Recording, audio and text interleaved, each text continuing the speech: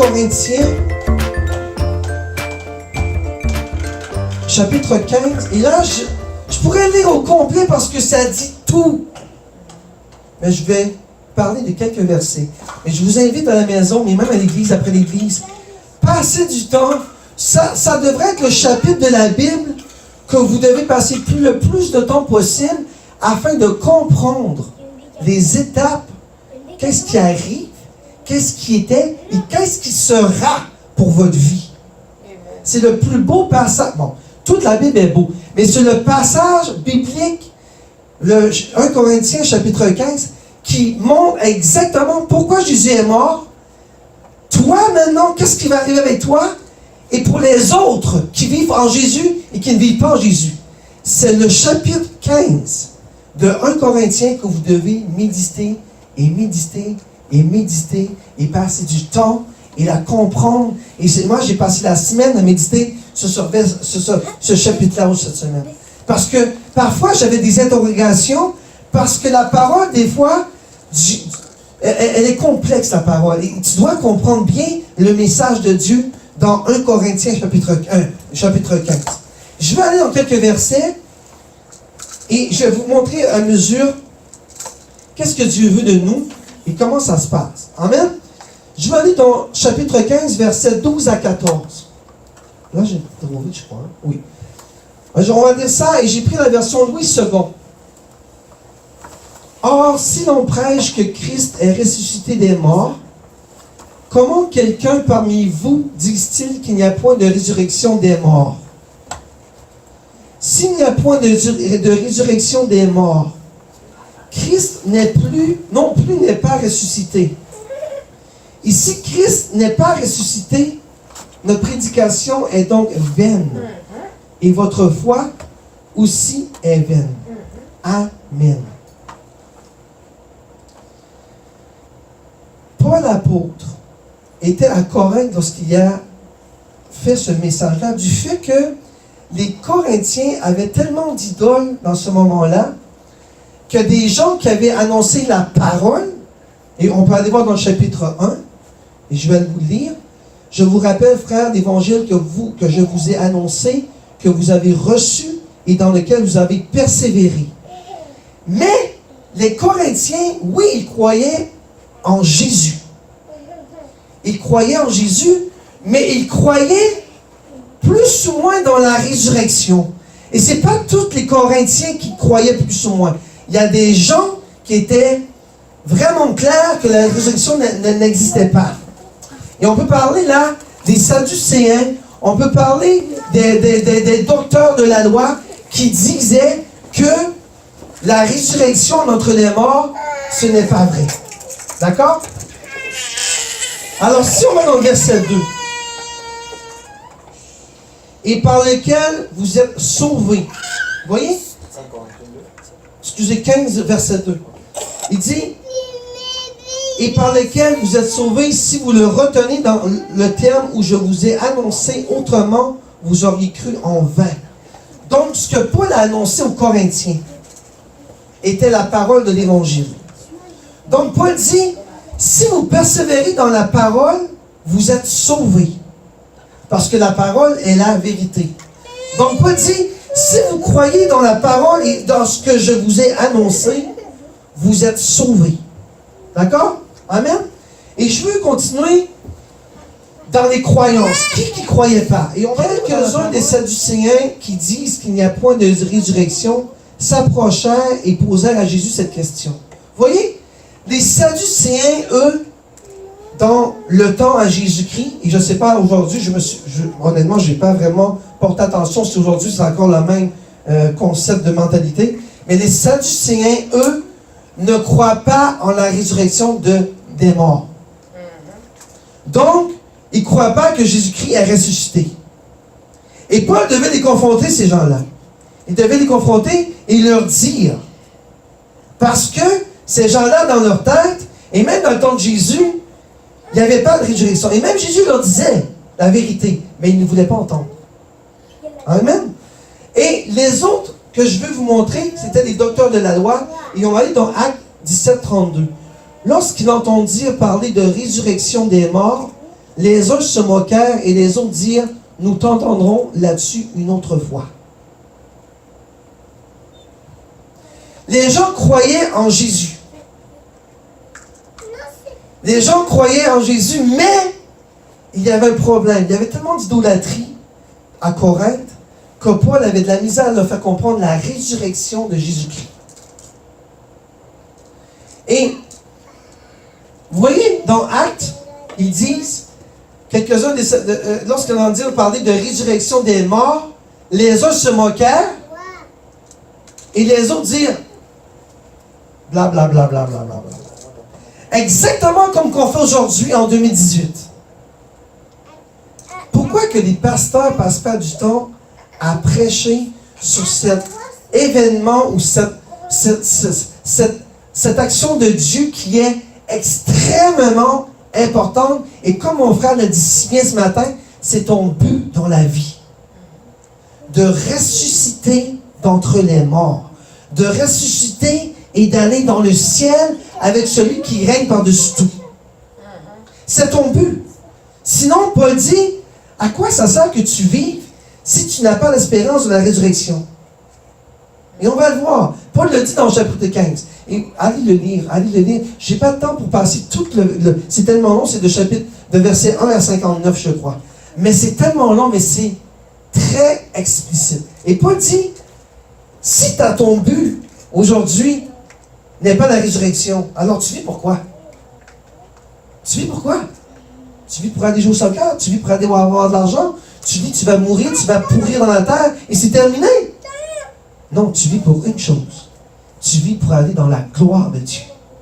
Et vous savez pourquoi? Les gens ne respectent pas ça. Les chrétiens ne respectent pas ça. Parce que les chrétiens ne passent pas de temps avec Dieu.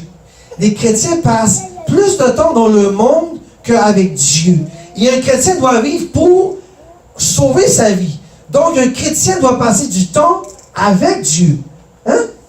Donc, si tu passes du temps avec Dieu, ça devrait être ta première priorité dans ta vie, passer du temps avec Dieu. Et comme tu l'as dit si bien tantôt, oui, c'était bon que ce pasteur nous l'a dit, passer du temps avec Dieu.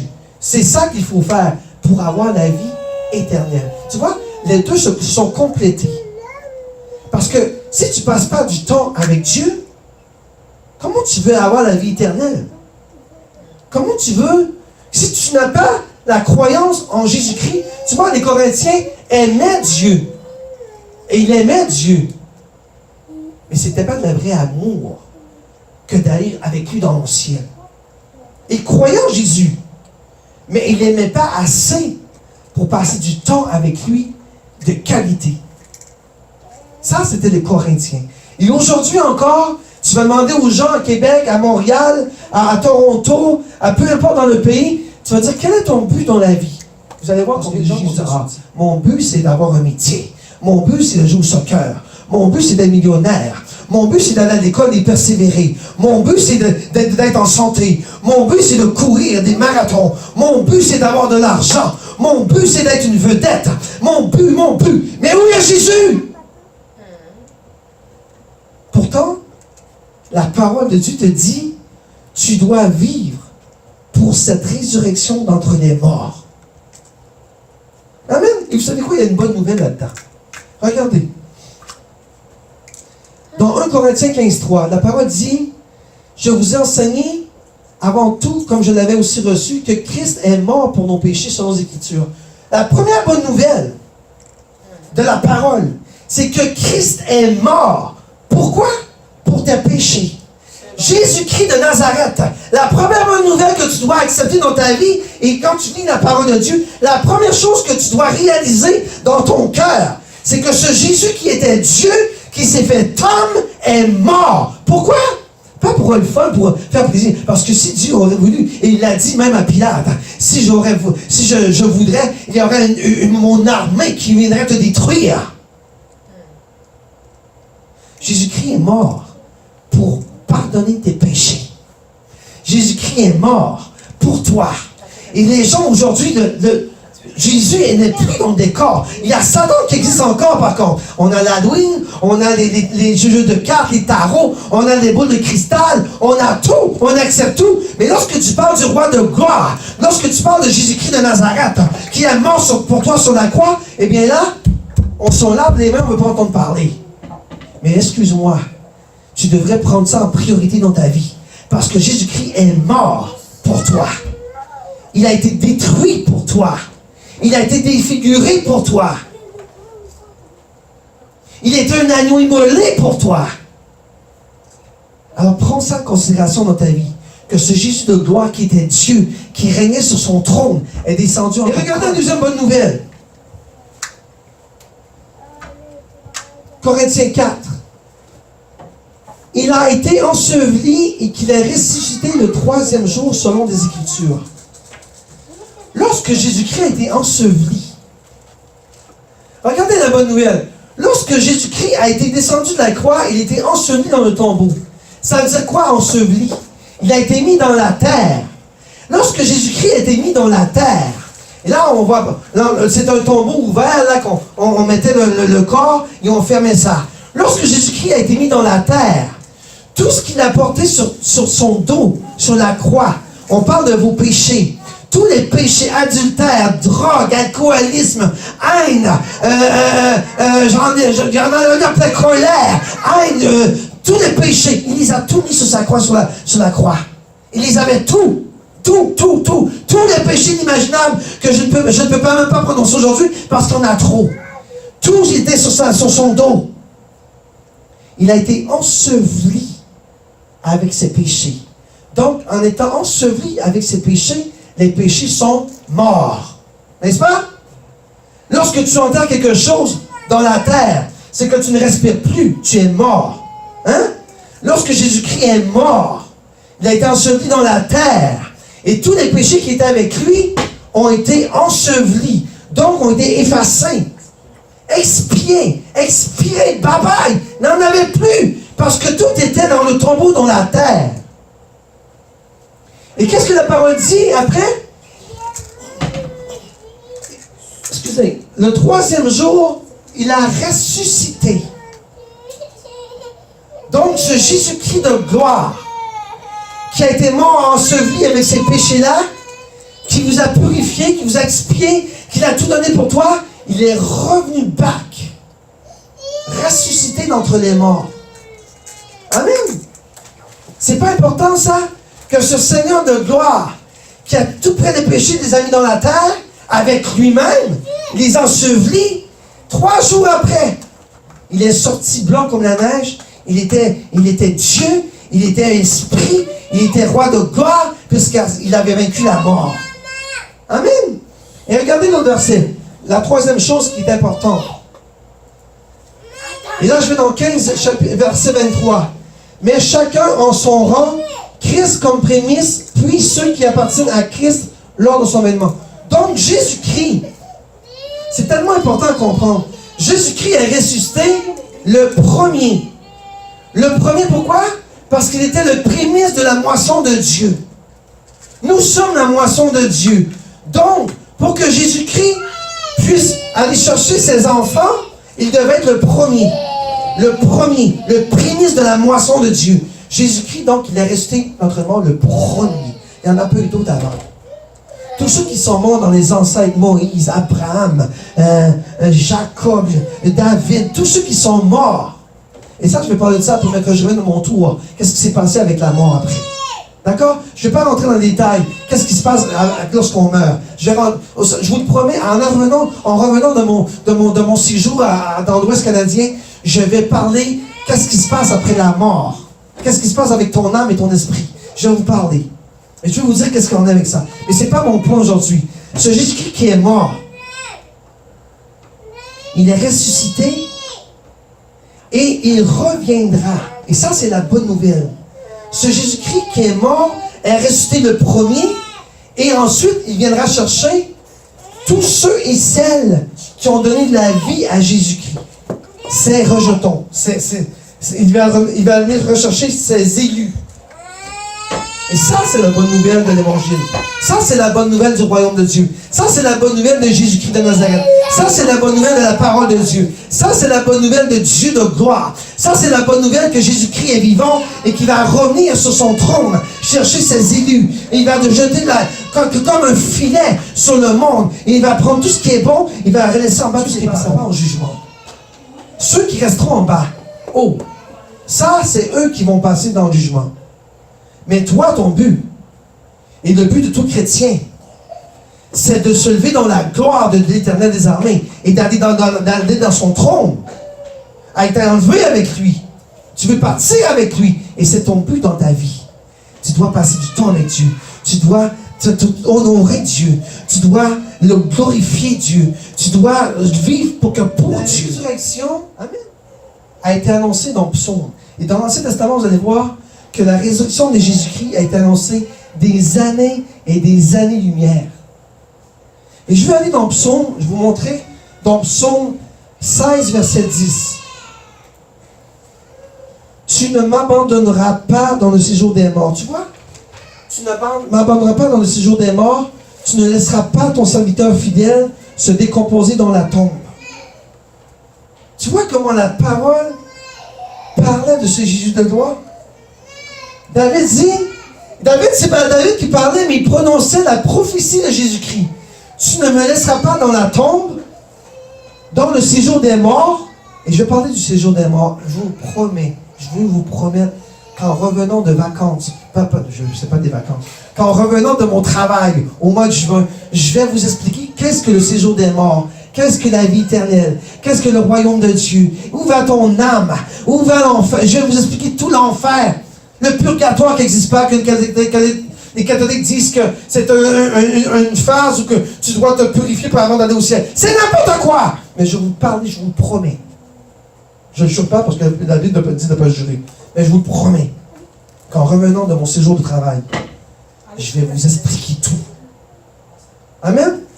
Donc, la parole de Dieu dit, tu ne m'abandonneras pas dans les séjours des morts, tu ne laisseras pas ton serviteur fidèle se décomposer dans la tombe. Et là, on parlait de Jésus-Christ. Est-ce que Dieu l'a laissé pourrir dans la tombe? Non. Dieu l'a ressuscité entre les morts. Et c'est pas ça que David disait. C'est une prophétie de David. Amen. Et là, je vais vous parler d'Isaac et d'Abraham. Vous vous en souvenez que j'ai parlé que Isaac avait été... Dieu avait demandé Isaac à Abraham, son fils, en holocauste. Combien de jours de voyage Abraham a fait avant de se rendre au mont qui était supposé de donner son fils en holocauste? Combien de jours ça a pris? 3. Combien de jours Jésus a resté dans le monde des morts? 3. Ce qui représentait Jésus-Christ, c'était Abraham qui marchait avec une... Il était dans le monde des morts. Je vous dis, il allait mettre son fils en holocauste. Il était tellement... Comment je peux m'exprimer? Il était tellement détruit, cet homme-là, qu'il était comme un mort. 3 jours de détresse totale, et ce gars-là marchait avec son fils, et il savait qu'il allait donner son fils en holocauste. Imaginez-vous le gars, il était dans un état de mort spirituel. Son âme était détruite. Sa pensée était détruite. Ce gars-là marchait avec son fils, il était mort, psychologiquement, spirituellement. Qu'est-ce qui est arrivé à Abraham? Lorsqu'il a mis son fils, et je ne vais pas repasser parce que j'ai déjà prêché là-dessus, lorsqu'il a mis son fils sur le feu, est-ce qu'un pécheur peut être humilié comme Jésus-Christ? Comme un agneau immolé? Non. Qu'est-ce qu'il a fait, Dieu de gloire? Il a dit, Abraham, arrête. Tu as oublié. Voici le sacrifice. Et Dieu a fait apparaître une boucle comme ça, bang! Parce qu'une boucle, il n'y avait pas de péché. Je vais venir avec vous ensemble. Amen. L'Éternel fit venir un grand poisson pour engloutir Jonas. Et Jonas fut dans le ventre du poisson 3 jours et 3 nuits. J'arrête là. Jonas, même Jonas, représentait Jésus-Christ. Lorsque tu te fais avaler dans un poisson, un gros poisson, on ne dit pas c'est une baleine, mais on dit un gros poisson dans la Bible. Lorsque tu te retrouves dedans du poisson, c'est comme si tu serais dans un monde des morts. Il n'y a pas de monde. Tu es rendu dans l'estomac de cette grosse affaire-là. Et là, tu dis, je vais crever, c'est sûr. Tu es comme mort, là. Oui, tu es mort. Tu sais que tu vas passer dans l'acide lactique de la baleine et que tu vas être détérioré. Il va te remettre dans la mer. Décomposé, détruit. Ça représentait Jésus-Christ enseveli 3 jours et 3 nuits. Hein? Je veux continuer la parole de Jonas. Mettez ça dans votre tête. Personne n'a pensé à ça. Jonas, Jésus-Christ, enseveli 3 jours, 3 nuits. Mais pourquoi Dieu dit 3 jours et 3 nuits dans le ventre de la baleine? Jésus a passé 3 jours et 3 nuits dans la terre, dans le monde des morts. Il est descendu en enfer. C'est pas ça qu'il a vécu, Jonas, dans le monde, dans le bedon de la baleine. Il devait crier à Dieu, cet homme-là. Il devait dire, je suis foutu. Imagine-toi, tu te fais avaler par un poisson. Tu vas pas crier en dedans, tu vas pas taper. Là, voumi, moi. Tu vas pas faire tout pour sortir dans le dedans. Imaginez-vous, Jonas.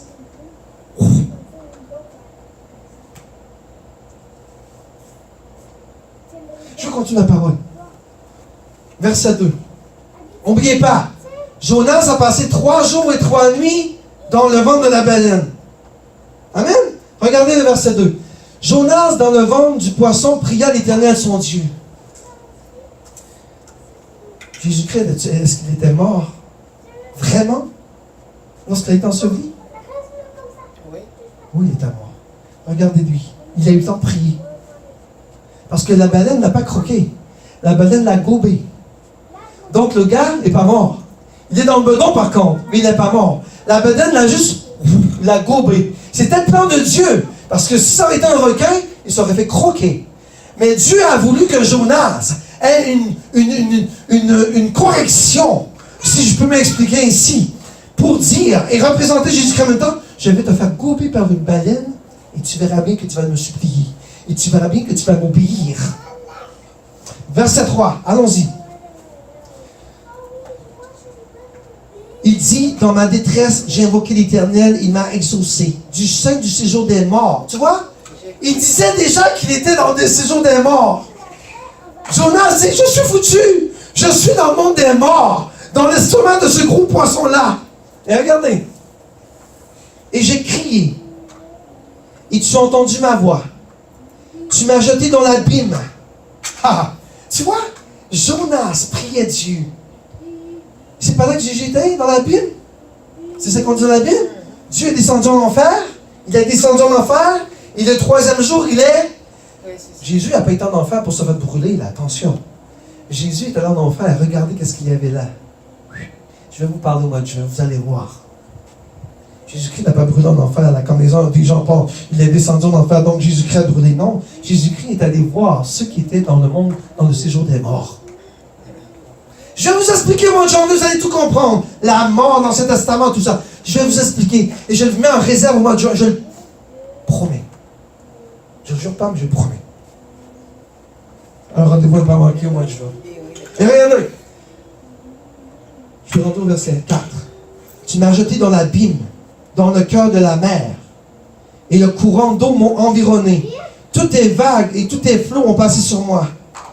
Je disais, je suis chassé loin de ton regard, mais je verrai encore ton Saint-Temple. Tu vois? Ça ne représente pas Jésus-Christ. Tu m'as chassé de ton regard, mais je verrai encore ton Saint-Temple. Qu'est-ce que Jésus-Christ a fait sur la croix? Il a dit, Père, pourquoi m'as-tu abandonné et je remets mon esprit entre tes mains? Il savait qu'il allait ressusciter. Et c'est pas ça que Jonas dit? Je verrai encore ton Saint-Temple. Jésus-Christ dit, je verrai encore mon royaume. Amen. La Bible dit tout. Et regardez le verset 6. Les eaux m'ont couvert jusqu'à m'ôter la vie. Et regardez, mettez-vous dans le contexte de Jésus-Christ là. Jésus-Christ dit, le monde, l'abîme m'a couvert jusqu'à m'enlever la vie. L'abîme m'a enveloppé. Les roseaux ont entouré ma tête. C'est pas là, on ne parlait pas de Jésus-Christ là? Qu'est-ce qui a entouré la tête de Jésus-Christ? Une couronne d'épines. Personne, lorsqu'il dit la Bible, pense à ce Jésus de gloire. Tout dans l'Ancien Testament correspond à ce Jésus qui était supposé de venir. Lorsque tu as lu Jonas, est-ce que tu as pensé à Jésus-Christ, honnêtement? Même moi, au début, je suis ce gars-là, c'est fait manger par un poisson. Mais ce gars-là représentait Jésus-Christ sur la croix et sa résurrection d'entre les morts. Amen. Et regardez, verset 7. Je suis descendu jusqu'aux racines des montagnes. Qu'est-ce que ça veut dire? Je suis descendu dans l'abîme, en dessous de la terre. C'est pas ça que ça dit Jésus? C'est pas ça Jésus? C'est pas ça qu'il a vécu Jésus? Oui. Les barres de la terre m'enfermaient pour toujours. C'est pas là que c'était Jésus. Il n'était pas enterré. Il était enterré. Il était enterré. Il m'enfermait pour toujours. Mais tu m'as fait remonter vivant de la fosse. Résurrection de Jésus-Christ. La parole parle, la parole parle, la parole elle est merveilleuse. C'est pas supposé, mais la parole vous dit tout. Regardez. Mais tu m'as fait remonter vivant de la fosse éternelle, mon Dieu. Tu m'as fait remonter vivant du séjour des morts. Toi, mon Papa éternel. Toi, mon Dieu de gloire. Tu m'as fait remonter de la fosse. Moi qui étais Jésus-Christ. Je ne parle pas au nom de Jésus-Christ, là. Je vous explique ce que Jésus devait dire. Tu m'as fait remonter de la fosse éternelle, mon Dieu. Et regardez, qu'est-ce que Dieu a fait? Quand mon âme était en abattue au-dedans de moi, je me suis souvenu de l'Éternel, et ma prière est parvenue jusqu'à toi dans ton saint temple. Et regardez, l'Éternel parla au poisson. L'Éternel parla au séjour des morts. Et le poisson vomit Jonas sur la terre. Qu'est-ce que où Jésus a été lorsqu'il a été ressuscité? Est-ce qu'il était directement dans son royaume? Il est sur la terre. Jonas a été vomi sur la terre. Jésus-Christ l'a fait revenir sur la terre afin qu'il y ait un témoignage. Amen.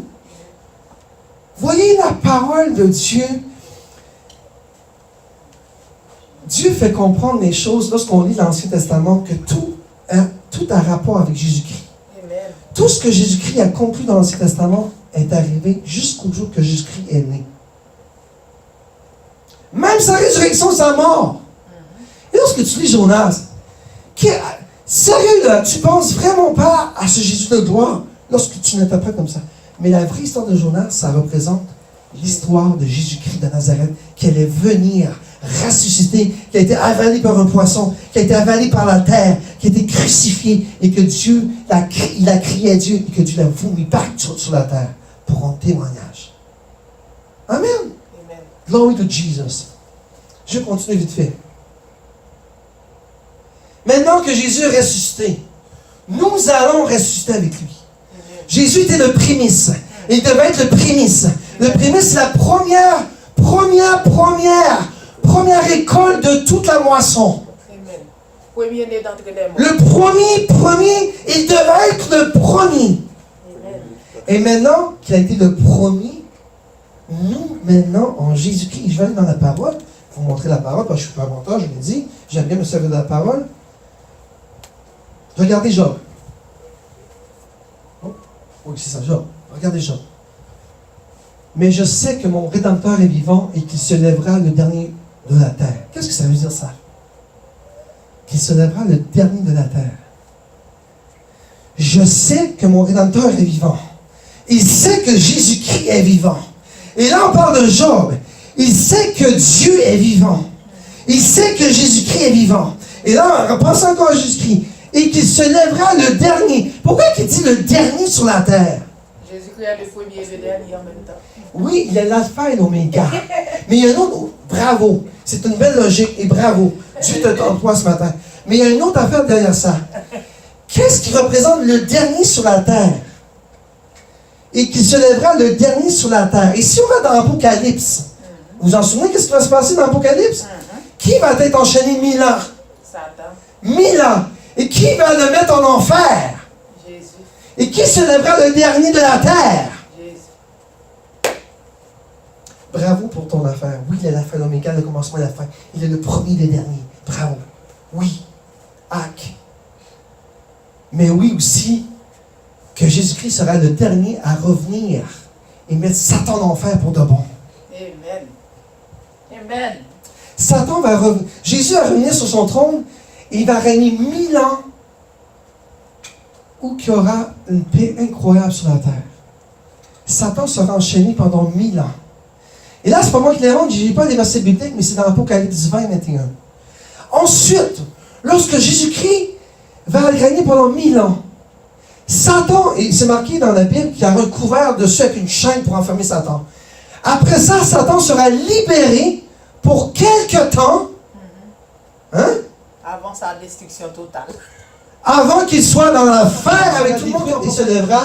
Quand je n'aurai plus de chair, je verrai Dieu. Hein? C'est pas ça qu'on va faire? Lorsque tu vas mourir, avant d'aller aux apôtres, je veux juste finir ce verset-là. Quand tu vas mourir, ta peau va Évaporer. Voilà, j'ai déjà compté ça. Je ne sais pas si tu as déjà compté ça. J'ai un de mes amis à Ottawa, lorsque j'étais à Ottawa, il dit, ma mère, elle a acheté un tombeau de 20 000 $ ou 25 000 $. Je dis, ouais, pourquoi? Il dit, elle a acheté un tombeau, mon ami, il était blindé, métal, tout était rembourré, tout. Je dis, mais pourquoi? Il dit, ma mère ne voulait pas se faire manger par les vers. Pauvre.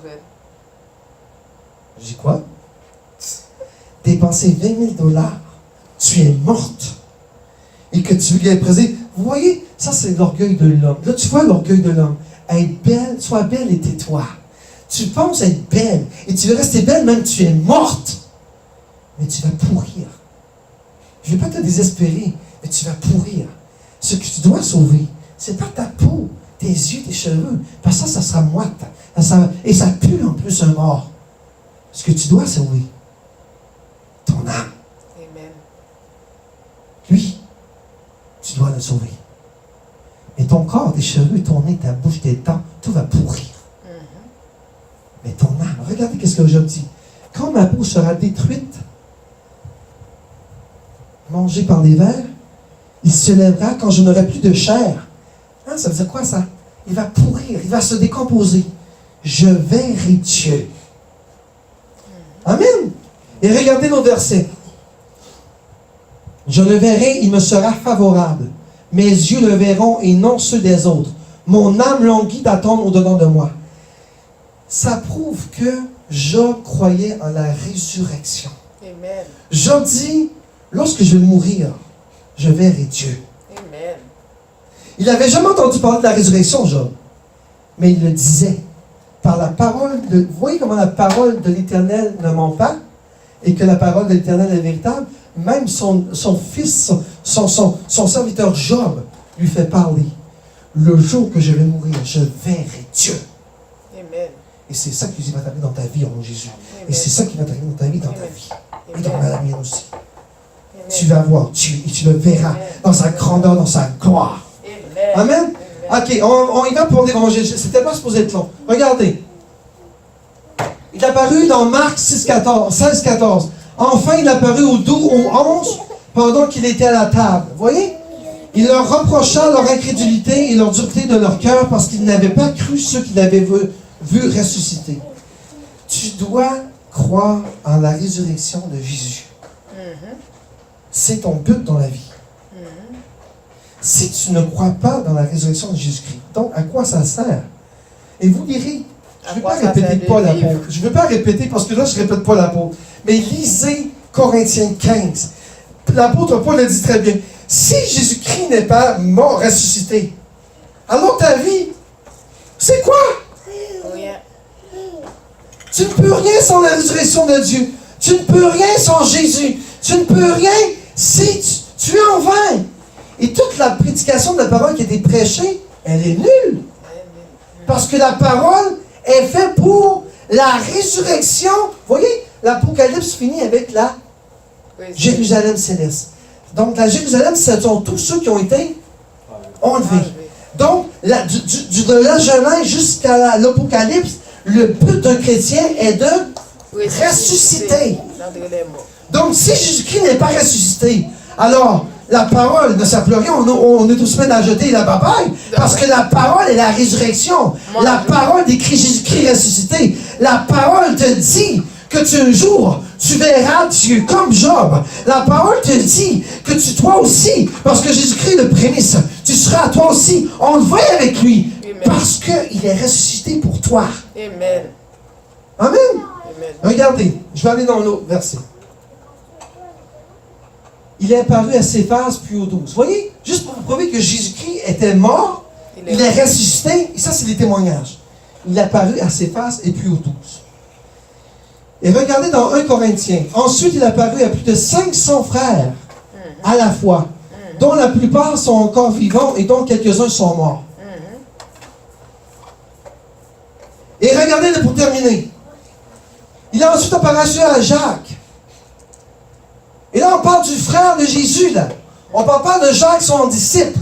On parle de Jacques, le frère de Jésus-Christ. Et probablement, et là, c'est moi qui spécule, mais je crois très sincèrement, et j'espère que l'Esprit Saint parle en moi, je crois sincèrement que c'est à partir de ce moment-là que Jacques, son frère, s'est converti à Jésus-Christ.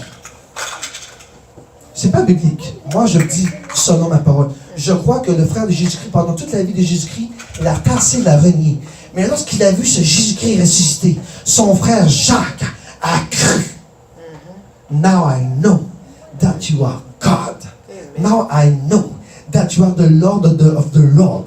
Now I know tu es ressuscité d'entre les morts. Maintenant je crois. Et parce que non, je crois, je vais parler en ton nom. Je crois sincèrement qu'à partir de là, son frère donne sa vie. Amen. Regardez, le dernier. Après eux tous, il m'est aussi apparu à moi comme un avorton. Car plus que la mort est venue par un homme... Ok, ça c'est un de nôtres. Paul.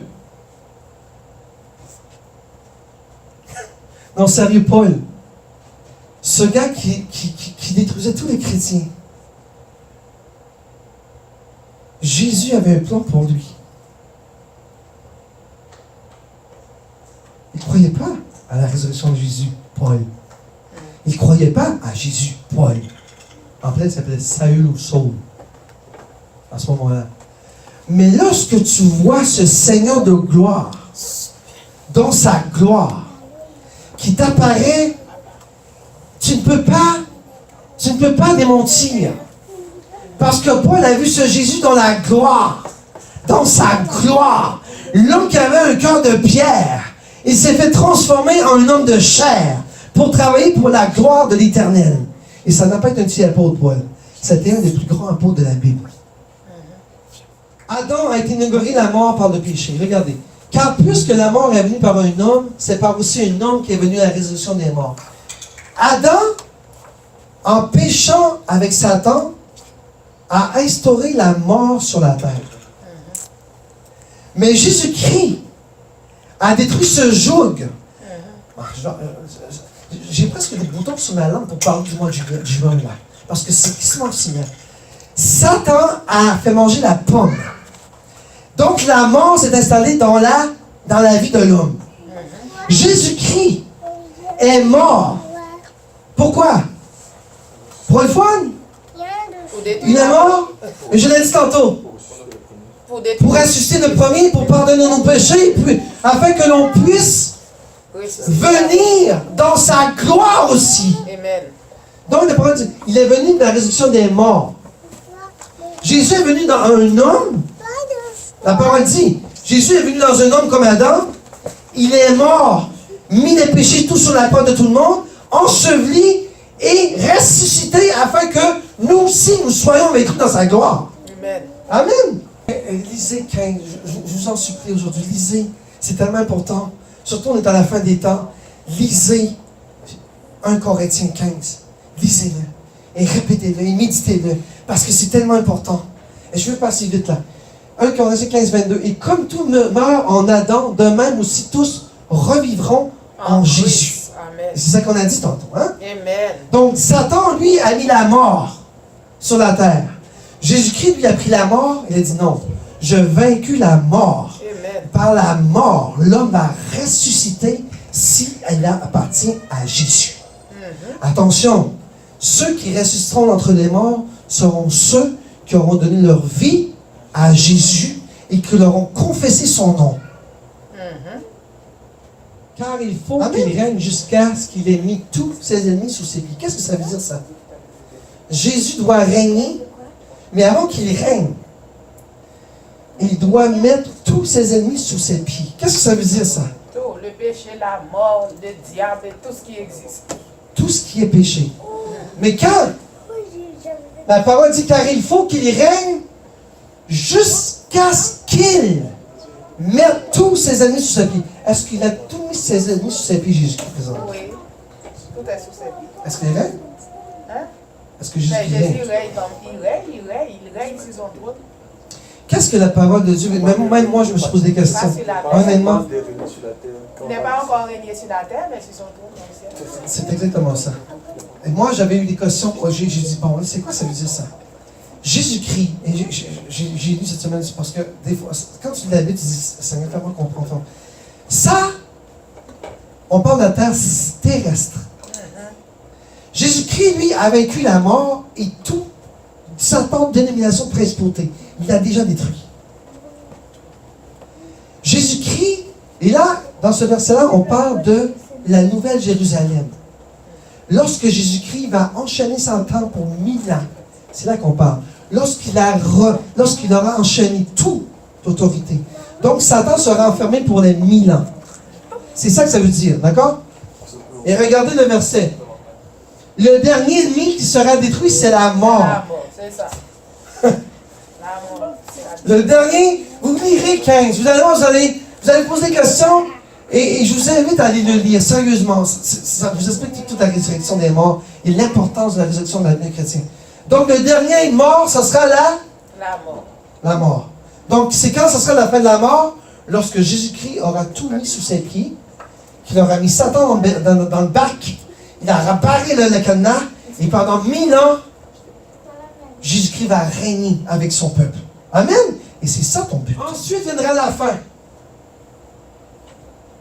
Lorsque Jésus-Christ aura tout mis sous ses pieds, et là, Paul, il parle de l'Apocalypse, là. Il ne savait même pas.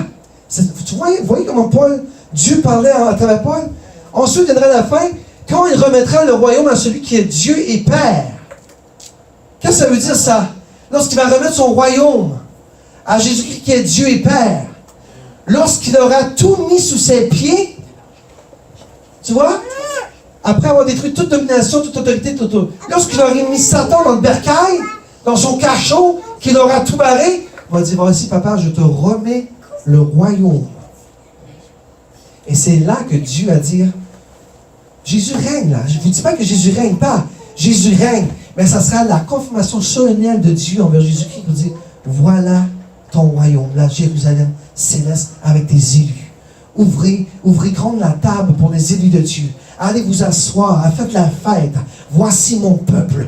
Voici ceux qui ont été choisis pour ma gloire. Voici ceux qui ont donné leur vie à Jésus-Christ. Voici ceux qui ont passé du temps en prière. Voici ceux qui n'ont pas renié mon nom. Voici ceux qui ont parlé pour moi sur la terre. Voici ceux et celles qui ont été martyrisés, qui ont été crucifiés pour mon nom, qui ont été ridiculisés, qui ont été flagellés pour mon nom. Voici ceux.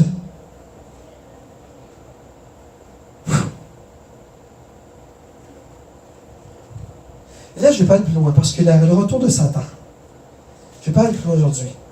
Parce que oui, la Jérusalem céleste va venir après le 1000 ans. D'accord? La nouvelle Jérusalem ne viendra pas pendant les 1000 ans que Satan sera en cachot. La nouvelle Jérusalem sera après, quand comme la parole dit, quand tout sera mis, bang! Et là, ce sera terminé. Détruit. Plus de Satan, plus de péché, plus de démons, plus de ninana, plus de querellage, plus d'obstinage. Ça sera la paix totale. Et c'est pourquoi tu vis sur la terre. Pour ça. Amen. C'est là que tu veux demeurer. C'est là que tu auras une maison dans le ciel. C'est là que tu vas adorer ton Dieu. C'est là que tu vas passer du temps à glorifier son nom. À faire comme les 24 vieillards. Hosanna au plus haut des cieux. Saint, Saint, Saint est le Seigneur, le Dieu de l'univers. Et toi, dans le ciel, tu ne joueras pas au soccer, là, comme. Et tu ne joueras pas au ballon de basket. Et tu ne joueras pas les gros camions, là. Oh, non. Dans le ciel, tu seras un adorateur de l'Éternel ou tu seras un guerrier de Dieu, un soldat de Dieu. Tu feras partie de l'armée céleste de l'Éternel. Dieu va t'attirer un titre dans le ciel. Et ce ne sera pas un titre céleste, un titre terrestre. un titre là, comme professeur, psychologue. Non, ça sera un titre divin. Amen. Amen. Glory to Jesus. Et lorsque toutes choses lui auront été soumises, alors le Fils lui-même sera soumis à celui qui a soumis toutes choses. Donc, la parole dit que Jésus sera soumis à Dieu, que Dieu lui aura soumis toutes choses. La parole dit tout. Regardez 15, 28. Afin que Dieu soit en tous. Afin que Dieu soit en tous. Partout en tous. La parole est merveilleuse. Et c'est pour ça ton but dans la vie. La résurrection de Jésus-Christ. La résurrection, ta résurrection à toi. C'est ça que tu dois vivre. Aujourd'hui, je vis pour ressusciter et être dans le royaume de Dieu, dans sa terre, dans son royaume, dans sa Jérusalem céleste. Je veux faire partie de ce Jésus de gloire, dans le royaume où tous les anges chantent la gloire de l'Éternel, où les eaux sont en or, où les maisons sont en cristaux, où l'herbe est verte comme... Tu veux vivre pour ça. Tu ne veux pas vivre. J'écoutais le pasteur Nathalie cette semaine et j'écoutais ça avec elle. Et je t'invite à l'écouter, mais même moi je l'écoutais. Catherine Baxter qui a visité l'enfer. Tu ne veux pas aller là-dedans. Tu ne veux pas. C'est horrible. Lorsque tu sais qu'il y a un royaume qui t'attend, un royaume d'amour, un royaume de gloire, où tu vivras avec ce Jésus qui est mort pour toi, un royaume parfait, où il n'y a pas de pleurs, de grincements dedans, un royaume que tout le monde s'aime, que tout le monde adore l'Éternel. C'est là-dedans que tu allais. C'est ton but. Que Jésus-Christ, issu de la postérité de David, ressuscité des morts, souviens-toi de ça tous les jours. C'est ton but. Tu dois, que lorsque tu pries, lorsque tu parles à Jésus, tu parles, tu dis, Seigneur, je vis pour que ta résurrection s'accomplisse dans ma vie. Amen. Parce que comme toi, tu as ressuscité, que tu as vaincu la mort, que tu as vaincu toute domination, autorité, que tu as tout vaincu sur la croix, je veux faire partie, Seigneur, de ton royaume. Je veux faire partie de ta gloire. Je veux faire partie de ce Jérusalem qui va revenir en gloire et prophétiser, glorifier ton nom et donne la gloire à Dieu. C'est pour ça que tu vis. Amen. Souviens-toi de Jésus-Christ, issu de la postérité de David, ressuscité des morts selon la parole. Vous voyez comment la parole est importante? La parole est importante. Amen. Et je vais terminer ça par 2 versets, très vite fait. 1 Corinthiens 15, 20. Mais maintenant, et c'est sur ça que tu dois vivre, mais maintenant, Christ est ressuscité des morts. Il est prémisse de ceux qui sont morts. Donc, toi, lorsque tu vas mourir, tu seras Jésus-Christ en prémisse. Donc, toi qui es en Jésus-Christ, tu seras ressuscité. Et le dernier verset, dans Jean 11, 25, Jésus dit, je suis la résurrection et la vie. Alors, donne ta vie à Jésus ce matin et dis-lui, Seigneur, je veux avoir cette résurrection. Toi qui as la résurrection et la vie. Seigneur, je veux que tu hérites de cette résurrection dans ma vie. C'est ce à quoi je te donne ma vie ce matin. C'est ce à quoi, Seigneur, je veux vivre ma vie éternelle. Pas dans l'enfer, pas dans le feu éternel, mais avec toi dans ta gloire. Amen.